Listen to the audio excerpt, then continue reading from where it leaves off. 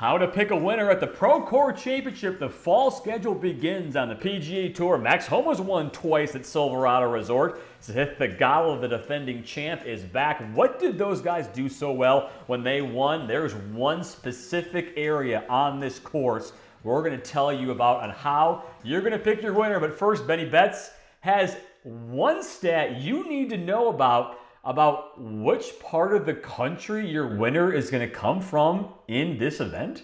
California Kings, mate. 6 of the last 8 winners of the Procore Championship under iteration of other names, of course, have been from California. This is their place. This is their home state. This is where they rumble. So I think you should look into that. Look into the California kids. Look into the ones that, looking to play well at home as the FedExCup Fall starts and essentially this new mini season gets underway.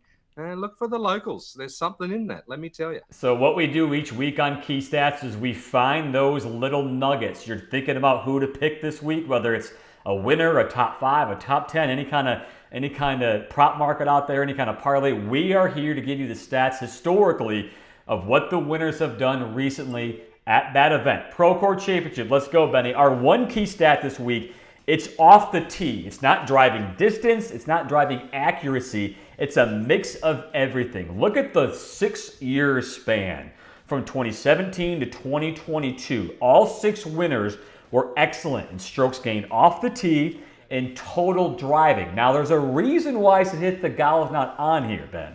But he was still, 40th in that metric for that week on his way to victory. He just also putted the lights out, putted the dots off it, as I like to say. But yeah, look, there's a history on this course. We've played here a lot. The layout changed a little last year, but that was just the way the routing goes. The course is pretty much still the same.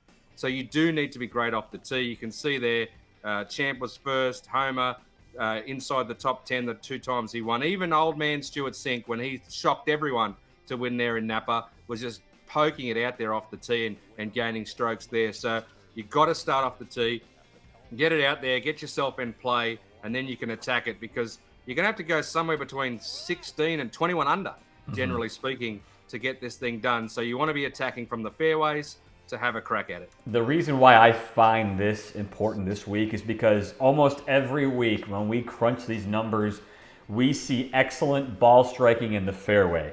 The greens in regulation and the strokes gained approach are usually our metric where our winners did the best. That wasn't even close to the case this week. It was driving the ball.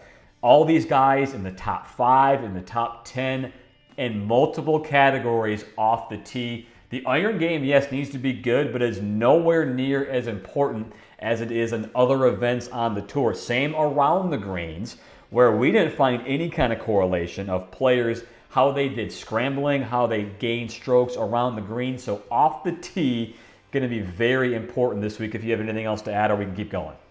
Well, when you have a look at what you can see in these pictures here is you've got the tree-lined fairways, you've got the rough, you get yourself in a little bit of trouble if you miss that fairway, right? So that's part of the issue here, that small misses can become big misses if they sit down. The rough's not US Open style by any means, but it's enough that can harm you. There's paths and tree roots and other things that just become pesky if you're not hitting it down the middle.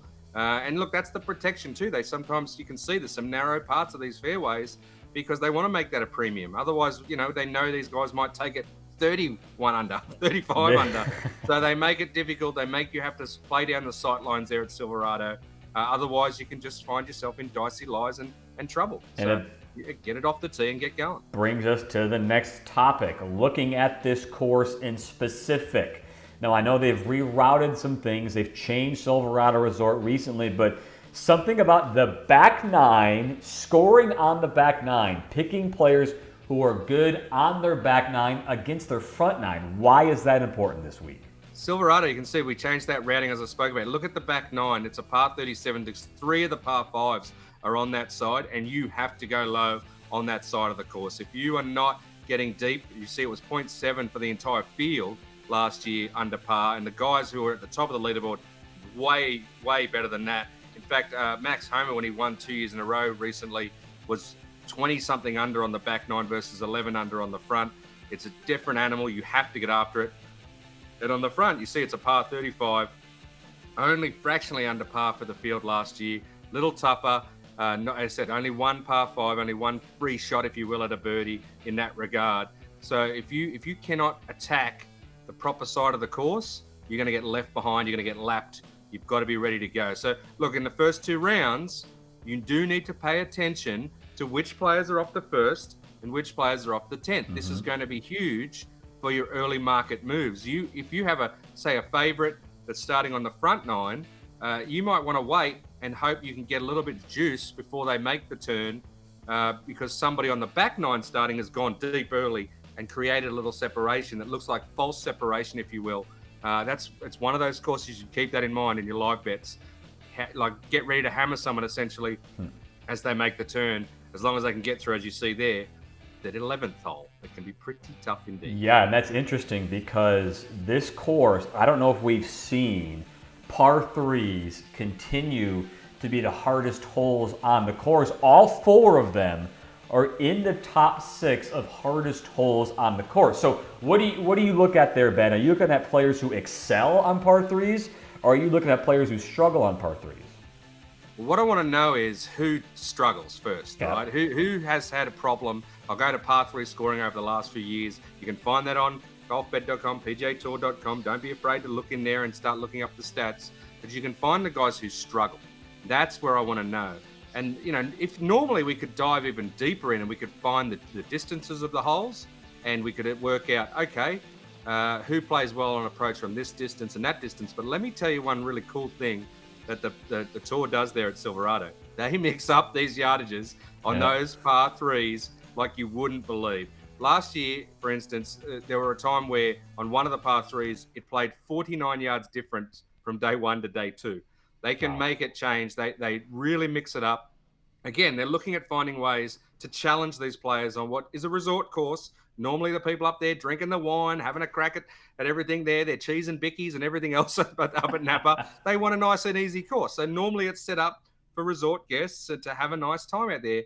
When the pros come, they want to make it a little trickier. One of the ways they do that is maneuvering on those difficult par 3s. So you need guys who can handle that, who can handle the change in conditions, and also not be annoyed when they make mistakes. It's not like these holes are super tough. There's a little bit of water on a few of them that if you are terrible, you might miss short right and go water, but there's bunkers around them. But again, there's that little tricky rough as well. You've just got to be able to dial in, keep your mental focus around those holes and make sure you do well. So if you're keeping track at home, your pick has to be really good off the tee, hitting it straight. They have to be really good on the par 3s, and they have to finish their rounds with good back 9 scoring. Now, what we do every week on Key Stats is we look at recent winners at this event, how they did in 2 different categories. First, how they played recently before their win, recent form, and also how they have played on that course in the past. Course form versus recent history. We're going to be very honest with you. This week, course history doesn't mean as much as it does at a lot of other events. And that's the bar on the white, is the course history of the recent winners. The Gala, Homa, and I put Sink in there because Homa won 2 times in a row, so I put Sink on there as well. Their course history didn't really mean much at all. Now the blue number there, the blue box there, is their 5 events leading up to that victory that week. That's also a very mixed bag, Benny. So what do you take away from this about the recent form of the course fit? What I take away from this is it's always the start, if you will, to in the past new season when we had wraparound seasons, and now the FedExCup Fall. So you've got a different variety of players turning up. A lot of them are turning up because they weren't informed during the season, right? They didn't make it to the top 70 or the top 50 in the FedEx Cup and get secure for next year. And then you have guys who are turning up because they love the course or they're playing in their home state, like Homer and Pigala here. They want to sort of keep the good form rolling, right? So again, like you said, I think the key is don't take a lot into it. Yes, look, Max Homer recently, great form there, but not prior to that first win, he hadn't. So after he got the first win, yes, he married it up. Yes, he did well, almost won 3 times in a row. So it's a place for him. But if you look at Max Homer in a bubble right now, his form this season, absolutely terrible, absolutely atrocious. So you got to weigh up whether or not you think he can, from nowhere, play well on a course that he's played well in the past, despite being in poor form. Again, a lot of these guys haven't played in a little while. They weren't necessarily there for the FedEx Cup. I know that Theegala was. He's probably your outlier and deserves to be near favourite, or if not favourite, for this week. So, I would take more gravitas in, as I said, the other stats we're talking about, who we think needs to play well in the fall, who we think's got some decent form from the last month or so on the PGA Tour, that they can continue to do so, because what is it, 50 to 70? You're trying to get into 50 to 60 to bracket over the fall to get to the Century and AT&T Pebble Beach. That's a chase that a lot of guys are on. You've got a handful of President's Cup people playing this week. Are they there to win, or are they there to get their game in form? And what does that mean in terms of where your bet should lie? You know, do you believe that those President's Cup guys are going to have their hammer down, or are they just looking to fine tune their game? You got to keep that in mind as well. Just last note on this one. Let's take Homa as the example. You need to pick a player who has shown good enough form in the last 3 to 4 months. Theegala missed 3 straight cuts last year and then had 2 good finishes leading up to it. He was a very mixed bag. Max Homa's not even a mixed bag right now. I mean, he has been a mess for the last 8 months. That's the kind of player you want to stay away from, somebody who has struggled continuously for the last 6 to 8 months. Now, say stick away from Max Homa, stay away from Max Homa. It's very, very controversial then, because we do this every week. The top 5 strokes gained at that course in the past 5 years on average on the round. Now, Homa won 2 years in a row, so of course his numbers are going to be up there, but we're looking back all the way to 2019, and he played in those events. He's still in the top 3 of strokes gained per round, even before his wins. What is your takeaway? Let's start with Homa, and we can talk about some of these other guys too. Well, we're leading into, look, this. I'm going to give a little shout out to my column, Benny and the Bets this week, which I'm currently working on. It's going to be on Max Homa and whether or not you should jump on, because, as I said, course history shows this is a place for him. Wins twice, almost wins 3 in a row.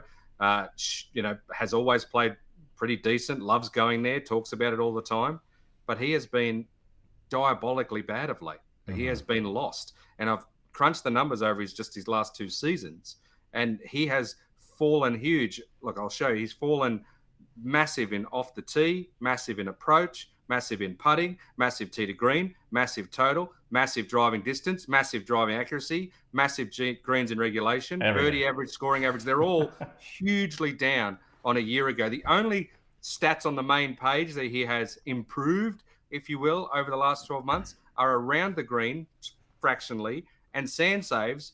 And that makes sense, because that's where he is now all the Probably time. has more sample size, yeah. Yeah, and he wasn't in those areas, and now he's actually hitting it into the sand too often and hitting it not on the green too often, that he's been able to sort of, I guess, broaden that sample size, if you will, in those stats. So, look, you're getting 20 to 1, which a year ago you would have been like, smash Max Homa at this place, 20 to 1. He'd won twice in a row.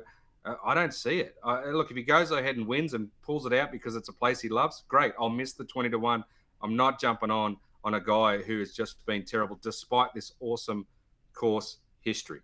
Now, if he was 35, 40, because of his form, he's a little bit. Then you can start, then you can be like, okay, worth a flyer, right? But at 20, 18 in some places, not worth the flyer to me. Just not worth it. Whereas the opposite is Theegala, shorter odds, same strokes gained total there, but coming off, what was he, second or third in the FedEx Cup the other week? Third, yeah. Well, he would have been second with the sand debacle, right? Happy because he's been picked for because he's part of the President's Cup team. He's going to be free flowing, enjoying his time. As he's not going to be stressed at all. Clearly, he's got the game that he can do it here. I don't love getting on, as I said, short price pre-tournament favorites, but if you were going to get on one or the other, you'd be on Theegala in this case, right? Like you'd have to, even though it's short odds. I would again look at, let's find out tomorrow where his tee time is, where he's starting. If he's starting on the 10th, you might want to hammer it if you're going to stay with him. If he's starting on the 1st, maybe just see what happens on that first 9. You might get to 12, 13, 14 if somebody who starts on the 10th goes 3 or 4 deep before the turn. FedExCup Fall, it's here. We got 8 events. We have a lot to play for some of these players. Again, the first 2 signature events of 2025. We have the top 125 to secure those full event fields, and Golfbet will be here to give you all of your stats, all of your information, to give you the best chance to make your picks in the fall series, right, Ben? Check those birth certificates. What state are you from? Yeah.